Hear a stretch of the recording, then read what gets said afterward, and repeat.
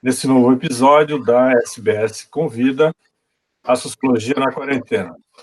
Hoje nós vamos discutir o tema Mercado, Solidariedade e Vida Econômica na Pandemia e temos como convidados o professor Paulo Niederle, do Departamento de Sociologia da Universidade Federal do Rio Grande do Sul, e o professor André Vereta Nahum, da Universidade, também do Departamento de Sociologia da Universidade de São Paulo.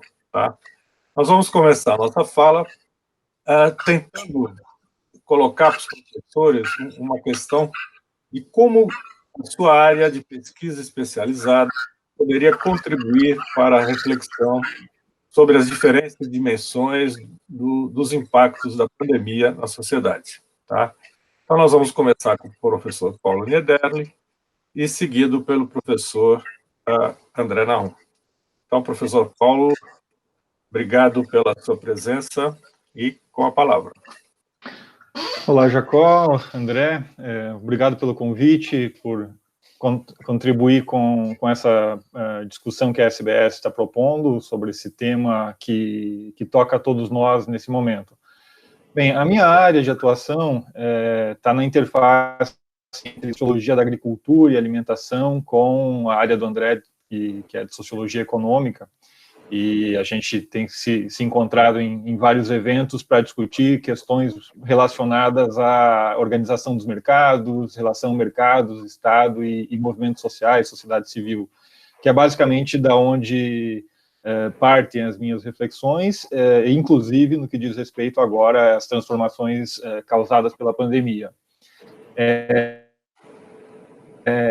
Eu acho que a área de agricultura e alimentação, os mercados alimentares, as políticas alimentares, talvez sejam, obviamente, com exceção da área de saúde, uma das áreas mais impactadas pela pandemia.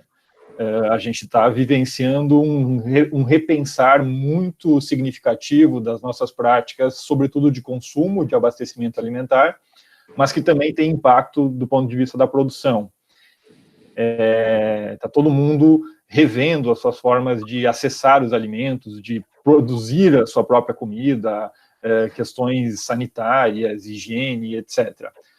A gente tem produzido algumas reflexões aqui no âmbito de um grupo de pesquisa em agricultura, alimentação e desenvolvimento, que é o grupo do qual eu faço parte, basicamente tocando na reorganização das práticas de modelos de produção e consumo alimentar, e tentando contribuir com o debate tanto do setor público quanto da sociedade civil acerca de alternativas para a reorganização dos sistemas alimentares e produção de políticas públicas.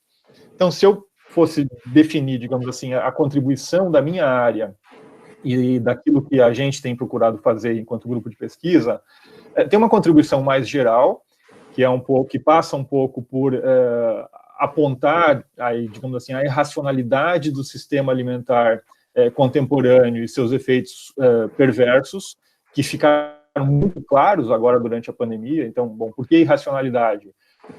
Porque, do ponto de vista de abastecimento, distribuição alimentar, a epidemia deixou claro, sobretudo com o fechamento das fronteiras, que o sistema global de distribuição ele é muito frágil e tem levado, mesmo com uma quantidade incrível de alimentos sendo produzida, tem levado a um crescimento muito significativo dos índices de fome.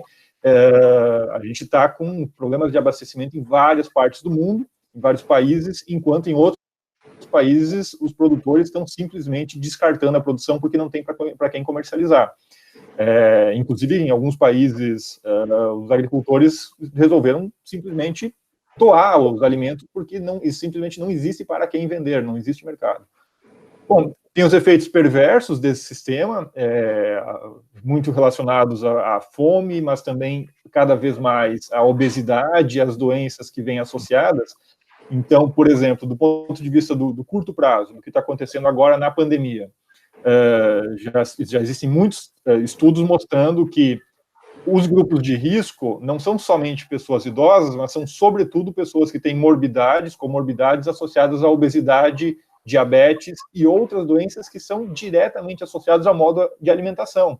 Então, de certo modo, a alimentação, o sistema alimentar, ele se tornou um fator de risco associado à pandemia e nos coloca questões acerca de como produzir, como criar um sistema agroalimentar que efetivamente resolva o problema da fome sem criar um outro problema, que é o problema com índices ainda mais alarmantes hoje de doenças associadas, sobretudo, à obesidade e diabetes. Bom, do ponto de vista de contribuições mais específicas, a gente tem procurado, primeiro, do ponto de vista do diálogo com o Estado, procurado contribuir a ajustes nas políticas que já existem, algumas delas estão sendo implementadas, do ponto de vista de como que o Estado pode reduzir, pelo menos, o impacto da pandemia no que diz respeito à alimentação. Então, por exemplo, a alimentação escolar é um tema muito sensível, que a gente tentou contribuir. Como é que você faz para que as crianças que não estão na escola hoje tenham acesso às políticas públicas, programas de alimentação escolar, e que essa comida chegue até a casa dessas crianças? Ou ampliar a oferta de recursos para o programa de aquisição de alimentos, para que esses alimentos cheguem dos agricultores diretamente também a entidades socioassistenciais, ou como que viabiliza circuitos curtos, feiras, circuitos diretos de abastecimento, e como o poder público pode contribuir com isso. E do ponto de vista das organizações, aí sim a gente tem contato com vários movimentos, cooperativas, associações, tentado colaborar nesse redesenho de sistemas de distribuição. Por um lado, a gente viu, depois posso discutir isso um pouco melhor, a gente viu essa explosão do e-commerce, dos sistemas de delivery, mas ainda muito concentrados nas grandes empresas globais que atuam nesse setor.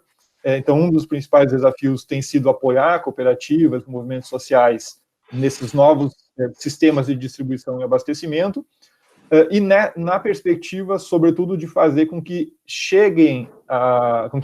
com que a população tenha acesso a alimentos agroecológicos, orgânicos, com qualidade, que é justamente para evitar que o combate à fome ou a garantia da segurança alimentar se dê a partir de produtos ultraprocessados. Não vai ter garantia de segurança alimentar com produtos ultraprocessados, que vai levar justamente aos problemas de obesidade e outras doenças, e doenças associadas à obesidade. Então, de maneira geral, é isso que a gente tem procurado fazer, do ponto de vista de contribuição da sociologia, obviamente, junto com outras áreas, no que diz respeito ao tema da agricultura e alimentação associado com a pandemia, Jacó. Obrigado, Paulo. Então, agora vamos passar a palavra ao professor André Naum, da Universidade de São Paulo. Obrigado, André, por ter aceito o nosso convite. Obrigado a você, Jacó, pelo convite para participar desse debate nesse momento dramático. De algum modo, eu venho pesquisando nos últimos anos o debate que tem se estabelecido entre diferentes correntes de pensamento econômico a respeito da crise econômica e social que teve início no ano de 2014, final de 2014, 2015, no Brasil. De algum modo, a pandemia ela se somou a essa crise e a longa e insuficiente recuperação econômica desde aquele momento, com consequências sociais bastante dramáticas, né? Então, o que a gente consegue ver sociologicamente, à luz da sociologia econômica, a partir da chegada dessa doença ao Brasil, da pandemia, como diferentes grupos, justamente, que estavam já preocupados em entender a situação, encontrar soluções para o crescimento econômico, para a melhoria da renda, para a melhoria do emprego, tem que rever as suas posições. Agora, o que a gente tem um conhecimento já bem estabelecido nas sociologias do conhecimento econômico que a gente pode contribuir é que nem sempre as pessoas revêem as suas posições. Né? existe uma sorte de uma economia também da atenção, né, e da definição do problema. Isso é muito importante, porque a gente vê que alguns atores vêm repensando posições e repensando como Estado, mercado, instituições públicas, instituições privadas podem se articular para produzir renda, para distribuir renda, mas como a crise já estava em andamento e alguns remédios, para usar um termo muito comum desses atores, já estavam sendo adotados e ainda não tinham tido os resultados esperados, a gente vê também que existe uma insistência em continuar com remédios mais conhecidos, e esses remédios dizem respeito, sobretudo, à situação, ao controle da situação fiscal no país, então, ao controle de gastos públicos, né, a redução do papel do Estado no incentivo da economia e também na prestação de serviços públicos. A gente vê que isso também tem uma aposta continuada nisso. No geral, então, o que eu estou tentando dizer é que o que a gente toma muito naturalmente como uma crise, e a pandemia é uma crise, né, ela está sujeita a diferentes interpretações por esses atores. E o trabalho que eu tenho feito na minha pesquisa é justamente procurar entender como diferentes atores têm enquadrado essa situação, têm transformado esse descontentamento difuso num problema a ser atacado por meio de diferentes soluções. Outro aspecto importante é que a própria definição do que é economia, né, ela também está em jogo. O modo como nós pensamos economia de mercado, que deu também essa expressão já tradicional de sociedade de mercado, é uma concepção relativamente recente na história da humanidade. Ela tem basicamente um século, se tanto, né? E o que a gente pode pensar sociologicamente é que também há outras formas de pensar o que é economia que não se restringem à economia de mercado, né? Como o tema do debate de hoje é solidariedade, isso se coloca, eu acredito, de um modo interessante, porque, evidentemente, a gente pode pensar como se pensou a economia durante muito tempo, como todos os processos sociais orientados para a produção das condições de vida em sociedade, né? E se a gente pensar desse modo mais amplo, a gente vai ver que o mercado ele tem um papel específico nesse processo, mas ele não é a única instituição, a única forma, né, de prover esses meios. E isso pode nos levar também a repensar expressões como a economia está fechada, né? O Paulo colocou alguns aspectos importantes para a gente pensar isso, como cadeias inteiras estão se estruturando, cadeias mercantis estão se estruturando de fato nesse momento. Mas vários outros aspectos desse processo ampliado de produção da vida, né, das condições de vida, continuam operando. As pessoas continuam cozinhando, cuidando das pessoas, né? Às vezes esses serviços, essas atividades não são remuneradas, mas elas são imprescindíveis para que a gente sobreviva, né? Então, na verdade, uma grande porção da vida econômica, ela continua ocorrendo.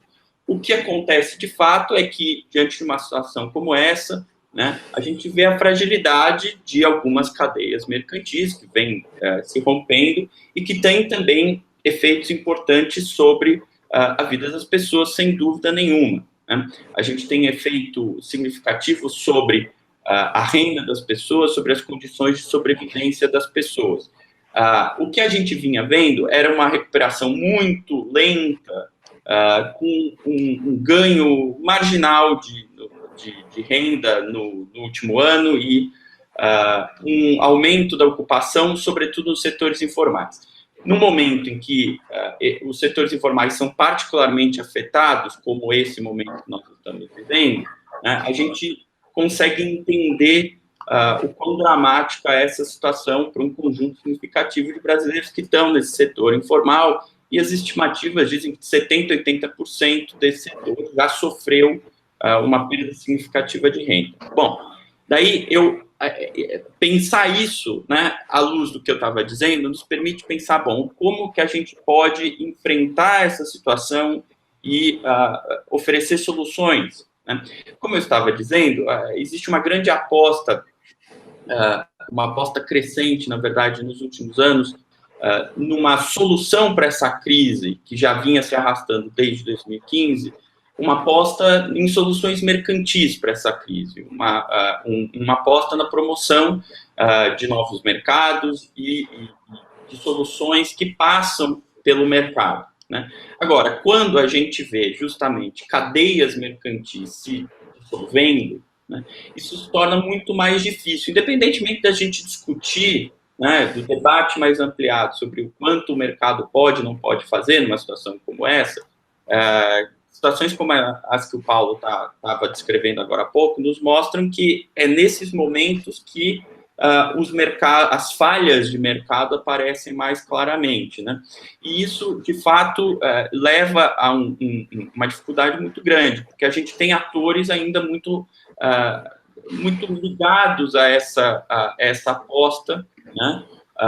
Ontem mesmo eu escutava o secretário executivo do Ministério da Economia reforçando a ideia de que esse auxílio emergencial que foi criado, ele tem data de validade e não pode passar dos 4 meses de duração, né?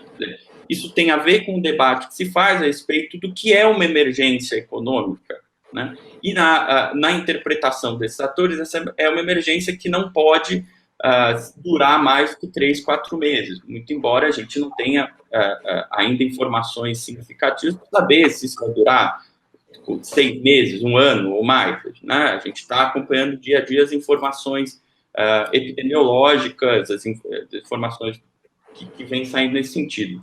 No entanto, isso nos mostra que esse problema está sendo definido como um problema temporário e que é uma suspensão temporária de uma aposta justamente na abertura de mercados, na promoção de mercados, na promoção da concorrência, né, e de reformas de mercado como uma solução para isso, né? Isso mostra, então, quer dizer, a gente pode sociologicamente pensar que essa crise mais ampliada, ela vem sendo descrita por atores relevantes de um modo que é muito particular, com uma crise que diz respeito ao papel do Estado na economia, à dívida pública, sobretudo, né? E isso acaba deixando de lado outros aspectos. No entanto, né, a crise também leva a uma reconsideração de posições de outros economistas, de outros especialistas da economia, né? A gente vem assistindo desde da crise financeira de 2008 a uma sorte de erosão de um consenso a respeito de teorias monetárias, a respeito de teorias sobre justamente o papel que o Estado deve ter, que passa pelos grandes organismos multilaterais, pelo FMI, pelo Banco Mundial, né, revendo algumas posições. A questão é saber como nós, aqui no Brasil, vamos fazer esse debate. Isso, evidentemente, ainda está aberto. Ok? Obrigado, André. Então, eu vou fazer algumas considerações no sentido da gente dar uma continuada na nossa conversa, tá? Eu acho que vocês dois colocaram questões extremamente interessantes que dizem respeito muito à forma como a economia é percebida pelos economistas e, de certa forma, os limites disso. Ou seja, se nós pegarmos os últimos 100 anos, por exemplo, tá, na qual a economia ela aparece como uma disciplina autônoma, ou ela pretende ser uma disciplina autônoma, a história demonstrou que o tempo inteiro as previsões econômicas elas não dão conta das mudanças sociais, da dinâmica da sociedade de uma forma geral. Então, eu estou pensando nisso, crise de 29, o welfare state, coisas, novas crises, enfim. Você tem sempre uma situação na qual você tem uma certa insistência dos economistas em manter determinadas fórmulas naquela perspectiva do caráter exato da economia que não resiste a uma avaliação mais profunda, tá?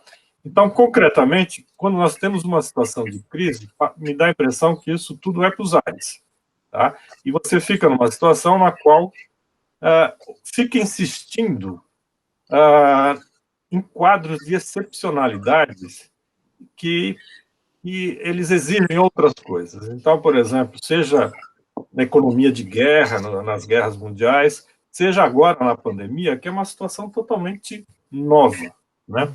E essa situação totalmente nova, eu acho que o Paulo levantou uma coisa que é interessante, ou seja, essas cadeias mercantis, elas quase que se dissolvem, ou pelo menos elas entram em crise concretamente, dada a dificuldade de você articular uma série de coisas, mas também novas solidariedades vão aparecendo, né? Então, eu estou lembrando, Paulo, o MST oferecendo alimentação, doando alimentação ou coisas desse tipo, ou novas formas de trabalho cooperativo que estão aparecendo. Por exemplo, eu li recentemente que os meninos que entregam para iFood e outras coisas, em alguns lugares da Europa, estão formando uma espécie de cooperativas. Enfim, volta-se, nesses momentos de crise, a essa discussão da solidariedade, reconstrução de solidariedade, que isso leva à nossa questão. Concretamente, será que essa crise ela estaria levantando, de fato, provocando uma mudança, mudanças sociais e culturais, concretamente, que permitiria a gente pensar numa pós-pandemia, na qual determinadas... enfim, nesse pós-pandemia, onde as coisas teriam que funcionar de uma outra forma. Ou seja, o que nós chamamos de neoliberalismo, por exemplo, que parece que no Brasil ele tem uma persistência ou uma insistência de determinados atores e que não funciona em lugar nenhum, percebe? Ou que pelo menos está em crise e que essa pandemia mostrou mais ainda. Será que tem como a gente pensar nessa renormalização econômica, como, por exemplo, os atores governamentais no Brasil estão propondo, certo? Quando na França, em outros lugares, você tem o governo dizendo o contrário. Olha, a questão agora, a vida é prioritária, a economia a gente pensa depois. Enfim, obviamente, todo mundo está pensando em como sobreviver, em como manter as condições objetivas de existência, mas o quadro é outro, sabe? Então, como é que vocês veem isso? Vocês vislumbram, digamos assim, mudanças significativas ou que, ao contrário, poderia haver, digamos assim, um retorno a situações até de aprofundamento dessas reformas, na qual os direitos vão todos embora, em nome de uma lucratividade do capital ou em nome de empregos ou direitos, como nós temos ouvido muito por aqui. É basicamente isso. Espero que eu não tenha sido muito confuso. Então, Jacó, deixa eu fazer algumas considerações mais gerais, inclusive dialogando com isso que o André levantou, acerca do modo dos economistas e, na verdade, de um grupo específico de economistas mais ortodoxos, porque a gente sabe que existem bons economistas também, e depois entrar em algumas questões mais específicas da minha área. Eu estou absolutamente de acordo com o André, e isso vai na tua preocupação, de que existe um grupo de economistas que tem uma dificuldade enorme em, digamos assim, compreender e colocar o contexto nas suas análises. A ideia de trabalhar com variáveis e com causalidades muito rígidas me preocupa. E quando você coloca o contexto na análise, para mim não faz sentido a gente criar equiparações muito rígidas entre o que está acontecendo agora e o que foi a crise de 29, porque são contextos muito diferentes, ou mesmo entre a pandemia atual e a gripe espanhola e o contexto do Brasil de 1918, 1920. Para mim, a questão do contexto e das múltiplas causalidades, múltiplas relações institucionais é um elemento chave para a gente compreender a diferença do momento atual e, sobretudo, produzir respostas diferenciadas. E talvez isso é a coisa que mais me preocupa. Eu vejo muita gente propondo respostas olhando para aquelas crises. A crise de 29, eu não tenho absolutamente nada contra boa parte das reflexões keynesianas, por exemplo, da necessidade do Estado voltar. Mas a gente tem que pensar como é que é esse retorno do Estado, digamos assim, num contexto que não é mais aquele contexto que estava colocado. Inclusive porque, do ponto de vista, por exemplo, alimentar, o Estado intervencionista, ele se colocou a questão de resolver o problema da fome, mas produzindo desigualdade, desmatamento, meio ambiente, de maneira geral, não foi uma preocupação do Estado intervencionista. Hoje em dia, você não pode mais resolver o problema alimentar colocado com as medidas que foram adotadas há 30 anos atrás, ou mesmo há 20 anos atrás. Mas só para ficar ainda no aspecto mais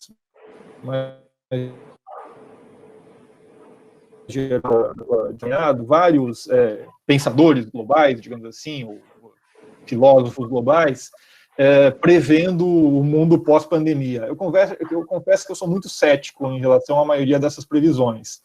A ideia é que estamos caminhando para um mundo pós-capitalista, pós-neoliberal, ou qualquer coisa do gênero. Não vejo elementos que sustentem, por enquanto, algo assim. Mas eu vejo elementos que apontam, por incrível que pareça, em duas direções que, para mim, ainda não estão muito claras. A primeira é, se eu tivesse que apostar em algo, e aí é uma aposta mesmo, não é resultado. Tem elementos de análise aqui, mas ainda, para mim, são muito frágeis. Em algo que nos aguarda ali na frente, eu apostaria numa crescente pressão autoritária.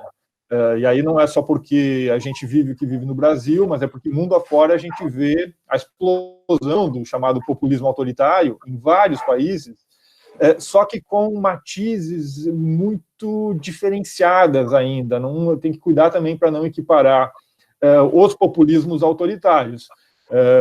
Para dar um único exemplo, agora a mídia está interessada em equiparar o Bolsonaro com a Venezuela, ou seja, o Bolsonaro é o novo Chaves. Ora, não tem nada a ver uma coisa com a outra. Eu tenho que cuidar para não colocar tudo no mesmo saco. E, de modo geral, não sei se o André vai concordar comigo, a gente também nunca teve um neoliberalismo único. A gente teve, no mínimo, variedades de neoliberalismo com diferentes formas de ação, com diferentes pesos do Estado. Então, eu acho que a gente ainda vai demorar algumas décadas para entender aonde que as mudanças vão acontecer. Em alguns setores, me parece que, por exemplo, o Estado vai entrar de novo, por exemplo, o caso da saúde, o SUS, que, por conta da pandemia, o Estado foi relegitimado a ter uma mão forte na saúde. E, para não me alongar demais, eu acho que no caso da alimentação e da agricultura também. E aí eu colocaria só três pontos, talvez, porque as transformações são múltiplas, são muita coisa está acontecendo, mas eu citaria 3 pontos principais. Primeiro, a questão da pobreza, do desemprego e da fome. A gente está voltando para o mapa da fome. Todo mundo sabe que os índices de desemprego e de pobreza vão explodir, já estão crescendo, mas vão se manter, pelo menos durante alguns bons anos. Isso cria uma necessidade da gente pensar em como garantir, falando do efeito que isso tem do ponto de vista econômico e de mercados. Muito provavelmente, a gente vai ter uma redução significativa da demanda, e aqui eu estou falando da demanda por alimentos também, muito por conta da redução da renda da população. O André tocou na questão da renda básica emergencial. A forma mais, e aqui eu sou meio keynesiano, a forma mais efetiva que nós teríamos nesse momento para contornar os efeitos da crise seria uma boa dose de intervenção do Estado com renda básica universal e por muito tempo, não só emergencial, para manter essa demanda minimamente aquecida. Como isso provavelmente não vai acontecer, a gente, no mercado alimentar, tem o seguinte problema. A demanda internacional vai cair, porque os outros países também estão tendo problemas de renda, as exportações brasileiras vão sofrer, já estão sofrendo, as grandes empresas brasileiras vão ter que jogar esses alimentos industrializados, matéria-prima, alimentos de baixa qualidade nutricional, vão jogar no mercado brasileiro, com preços super baratos, o que vai ser um problema para os agricultores familiares, pequenos agricultores, que vão ter que concorrer com essas empresas jogando alimento barato no mercado brasileiro, e vão nos levar a um quadro de agravamento da crise para os agricultores, porque os preços de alimentos básicos tenderão a cair, mas, sobretudo, um agravamento da crise de saúde, crise alimentar, porque a gente pode ter a estratégia equivocada de combater pobreza e fome, repetindo a velha ideia de distribuir ração, distribuir alimentos de baixa qualidade nutricional e produzindo uma nova pandemia, que é uma pandemia daí associada, que na verdade a gente já vive, que é associada à obesidade e doenças correlacionadas. Bom, o segundo ponto tem justamente a ver com essas mudanças de hábitos alimentares e práticas de consumo. O iFood já está sendo um problema para restaurantes, setor alimentar no mundo inteiro. No Brasil, recentemente, o iFood estava vendendo com promoções pratos de comida a R$ 1,99. Não existe como um restaurante sobreviver competindo com um iFood vendendo a R$ 1,99. Então, a gente já passou por várias revoluções. A mais recente foi a revolução dos restaurantes, e agora a gente está entrando na revolução dos deliveries, que vão alterar completamente a nossa forma de se relacionar com a comida, nesse caso, principalmente. Tem algumas mudanças que são interessantes de serem observadas. Bom, a pandemia nos criou um problema do ponto de vista de alimentação fora de casa. Os restaurantes estão fechados ou estão trabalhando só com delivery. Tem duas questões interessantes para a gente observar no futuro. Uma é, em 2018, pela primeira vez no Brasil, as pessoas gastaram em alimentação fora de casa mais do que gastaram com alimentação em casa. Isso já é um fenômeno em outros países, mas no Brasil ele estava bombando, digamos assim, agora, nesse período. A ideia de alimentação fora de casa. Eu não sei se com a pandemia a gente vai ter uma retração desse fenômeno em benefício de outros mecanismos, delivery, takeaway, etc., mas isso a gente vai ter que acompanhar, porque tem várias implicações nessa mudança, que dizem respeito, entre outras coisas, à organização dos mercados, organização de distribuição, abastecimento e saúde. A gente conhece muito bem o fenômeno self-service e buffet aquilo no Brasil. É uma loucura, uma inovação brasileira, que é interessante, inclusive, do ponto de vista de combate à fome, e tem até alguns efeitos interessantes do ponto de vista de diversidade alimentar. A gente tem uma certa diversidade alimentar, só que tem outros efeitos perversos, que ser sintético a ideia. Já que eu vou pagar um valor fixo, vou comer o máximo que eu puder. A questão é quem, no contexto de pandemia, e talvez logo após a pandemia, está interessado em ir em restaurantes self-services, com todos os riscos de contaminação que estão colocados agora. Então, do ponto de vista alimentar, eu acho que a gente está passando por mudanças significativas que a gente ainda vai ter que ver como que elas vão impactar na nossa organização social e práticas cotidianas. E, para fechar, acho que tem o terceiro ponto, diz respeito a temas mais amplos de reestruturação dos mercados alimentares. Supermercados foram, e de certa maneira continuam sendo, o grande motor desse setor econômico. Na verdade, bom, o Walmart já é o conglomerado que lidera a lista da Forbes de maiores conglomerados econômicos há alguns anos. E aí,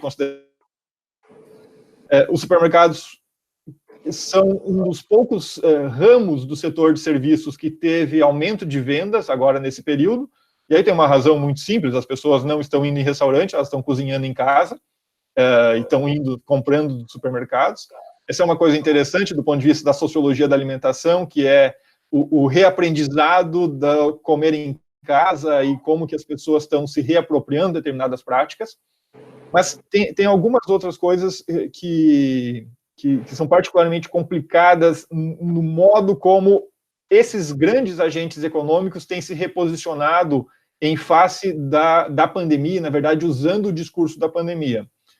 Por exemplo, hoje a gente tem, eu vejo cada vez mais os riscos do discurso da exacerbação dos riscos. Ou seja, a gente vinha há algum tempo já chamando a atenção que no setor alimentar as regras sanitárias, elas são completamente inadequadas quando você pensa em pequenos e grandes estabelecimentos. Bom, uma coisa são os frigoríficos, que agora viraram o foco um dos focos da Covid. Você tem 3.000, 4.000 pessoas trabalhando em grandes estruturas com condições sanitárias precárias. Outra coisa são pequenas indústrias familiares ou pequenos estabelecimentos aos quais se impõem regras de sanidade que são regras voltadas aos grandes frigoríficos, de certo modo.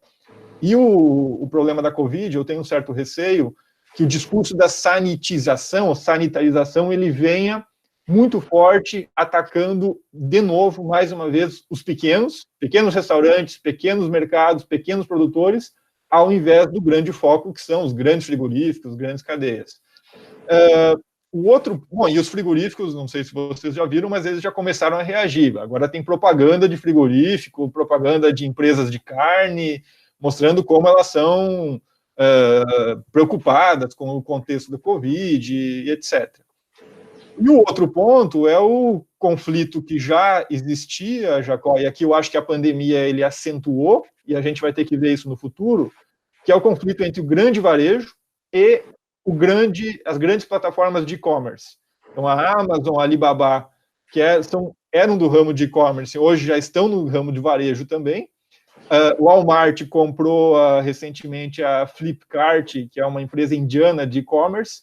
Então, estão se desenhando grandes conglomerados integrando varejo e e-commerce, que devem reestruturar não só o setor alimentar, mas a economia como um todo.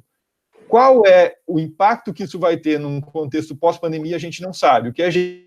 Isso a gente tem discutido, e você citou, por exemplo, a experiência do MST, de distribuição, que a gente sabe que ou esses pequenos atores, digamos assim, os restaurantes, as associações, as cooperativas, os grupos de consumo, etc., criam plataformas alternativas de comercialização, estão fazendo isso também, e aí eu acho que o setor público tem que ter um papel fundamental em dois sentidos. Um é regular o e-commerce, regular os sistemas de delivery, que são completamente desregulados no Brasil, não só no que diz respeito ao trabalho, e aí você conhece muito bem, já com a precarização do trabalho nos sistemas de delivery, mas do ponto de vista mais geral de todo o funcionamento desses sistemas, inclusive de quem eles compram, quais são as condições, contratos, etc., etc.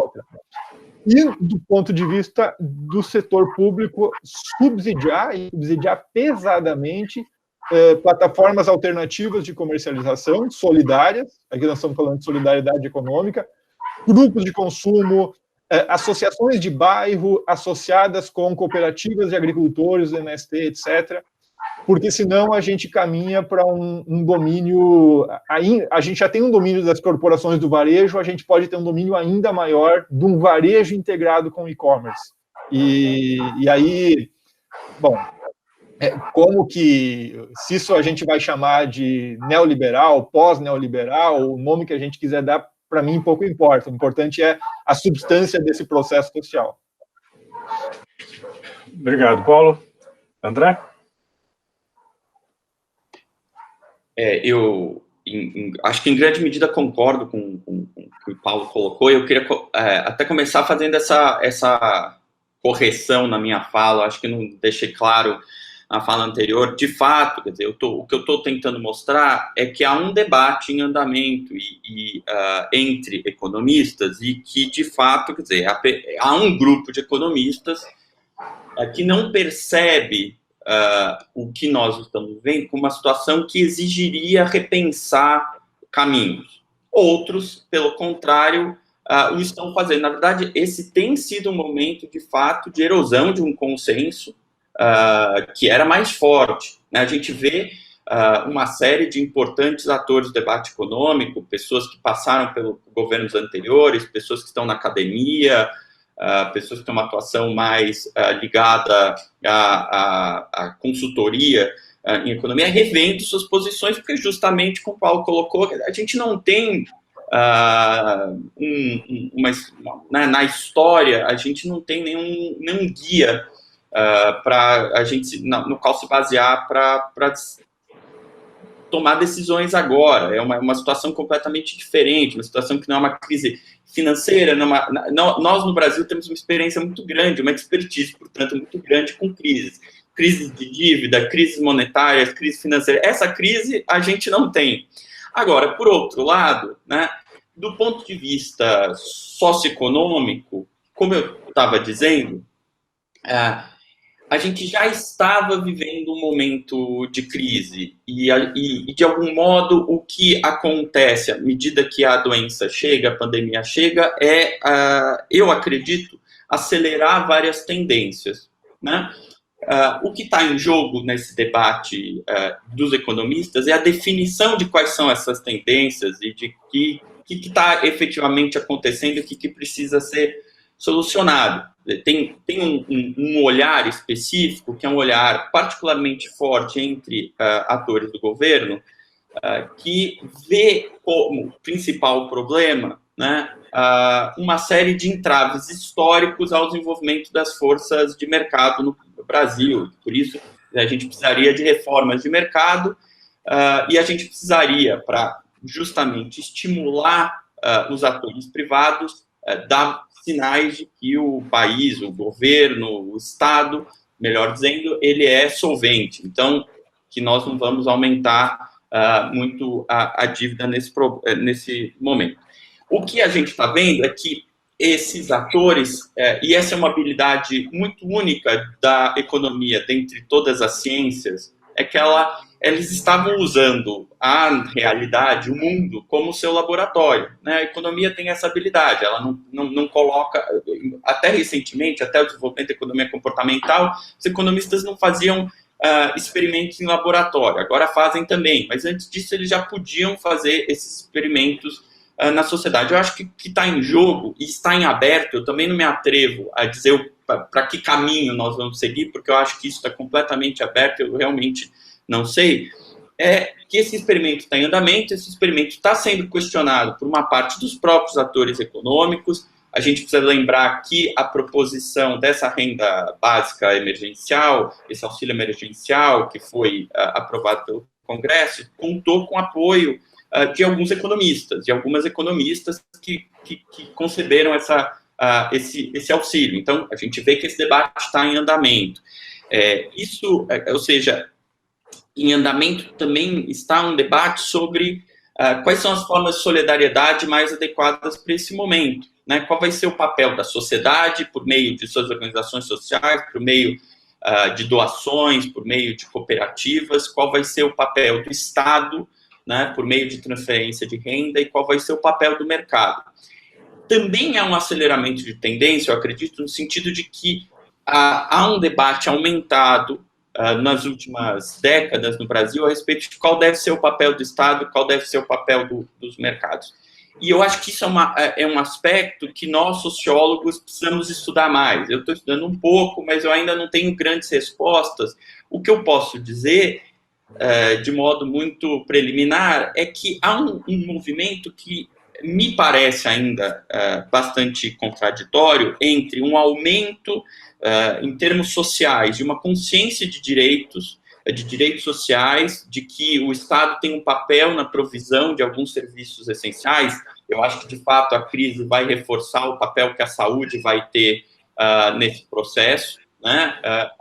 Não sei, por exemplo, outros serviços como educação, etc., mas, ao mesmo tempo, vem aumentando uma adesão a soluções que passam pelo mercado, que passam, né, pela geração de renda no mercado, que uma aposta no empreendedorismo, o empreendedorismo popular, o empreendedorismo informal, né, as pesquisas de atitudes, né, mas os grandes surveys de atitude vêm mostrando que há, de fato, um aumento a adesão. Isso se manifesta num conflito bastante dramático que a gente está vivendo nesse debate sobre se deve haver ou não, né, uma abertura da economia, e quer dizer, qual a importância de manter algumas atividades em funcionamento e como a gente vai gerar renda nesse momento, né?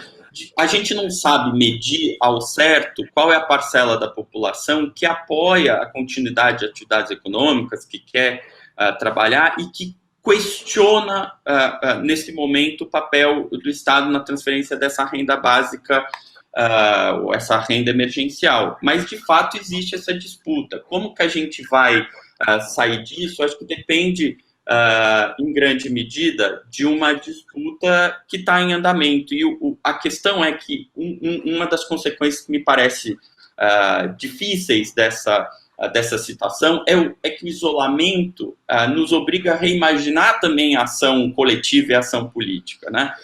Esse é um isolamento, nós, sociólogos, devemos reafirmar, tem que ser físico e não social, né? Quer dizer, não pode ser um isolamento social, mas como nós fazemos, de fato, uma ação política? O que a gente tem visto são alguns dados que também preocupam do ponto de vista de direcionamento da política econômica. Cada vez mais no mundo, isso não é um fenômeno brasileiro, isso é um fenômeno global. Desde 2008, desde a crise financeira, cada vez mais a política econômica tem se tornado um domínio, um território do Banco Central, né, dos bancos centrais. Isso significa dizer que a gente tem um órgão dotado de uma relativa independência que tem feito política econômica. A partir do momento que a gente aprovou no Brasil a proposta de emenda constitucional 10, aqui, a chamada proposta de orçamento de guerra, a gente deu um poder maior ao Banco Central, mas a gente não está discutindo, por exemplo, qual é o mandato do Banco Central nesse processo. Ele continua tendo como responsabilidade principal, fundamental, garantir o valor da moeda, controlar a inflação, não garantir, por exemplo, empregos ou a geração de renda ou crescimento econômico.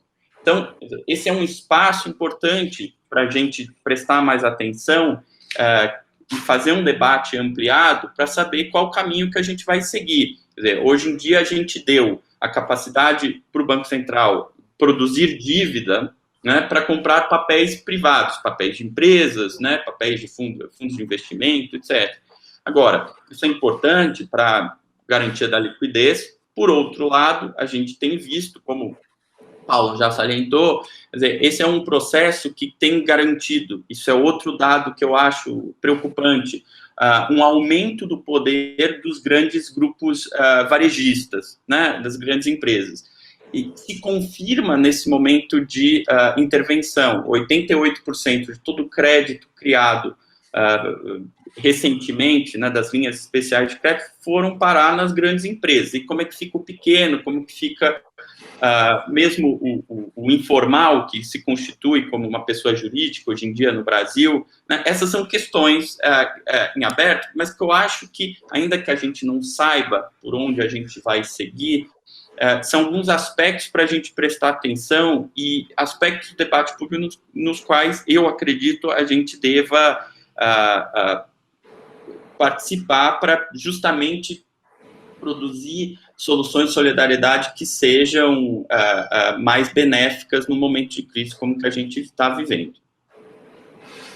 Ok, obrigado, André. Então, eu agradeço aos professores André e ao professor Paulo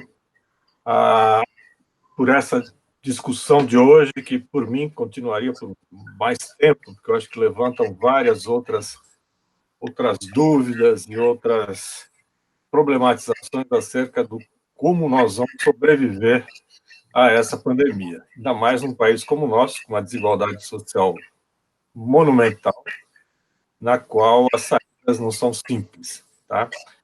Mas, ao mesmo tempo, mostra que a sociologia tem muito a dizer na análise desse processo, tá? E isso é um pouco o nosso objetivo nesse programa da SBS Convida. Para finalizar, eu gostaria de dizer também que a proposta desse programa é uma criação da professora Mariana Chaguri, que está nos acompanhando, o professor Gustavo Cunha, da Federal de Santa Catarina, e a professora Lorena Fleury, da Universidade Federal do Rio Grande do Sul. Então, agradeço a todo mundo pela atenção.